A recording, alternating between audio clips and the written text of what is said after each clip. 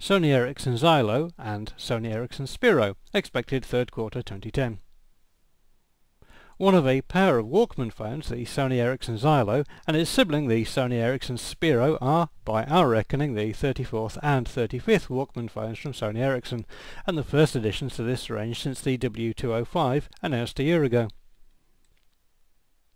Both phones are fairly low-end, and really just seem to exist in order to refresh the rather dated Walkman phones currently in the range.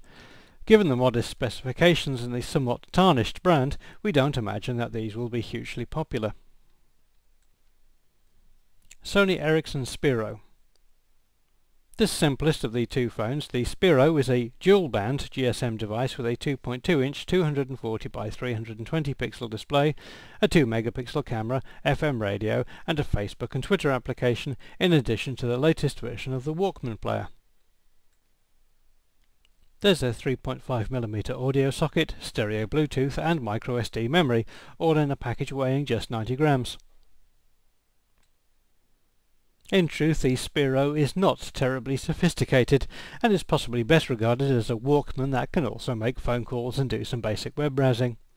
It should be cheap, but we don't know exactly how cheap it will be. Sony Ericsson say that the Spiro should be available during the third quarter of 2010 in two shades of black plus pink and green colours. Sony Ericsson Zylo. A step up from the Spiro, the Sony Ericsson Zylo is a 3G device with a 3.2 megapixel camera and a larger 2.6-inch 240 by 320 pixel scratch-resistant display. The Zylo adds an FM radio to the Walkman player, but there's no mention of a 3.5mm audio jack, although it does support stereo Bluetooth. The Zylo also supports Microsoft Exchange synchronization and could talk directly to Facebook, Twitter and Picasa.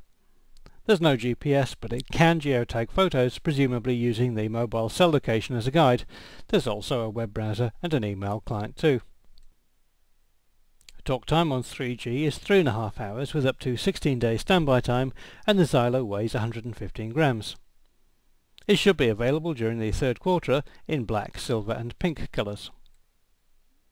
It's not the world's most exciting phone, although the animated cassette tape in the Walkman player is very cool. If your priorities are listening to music, making calls and some basic interaction with the web, then it might be worth considering.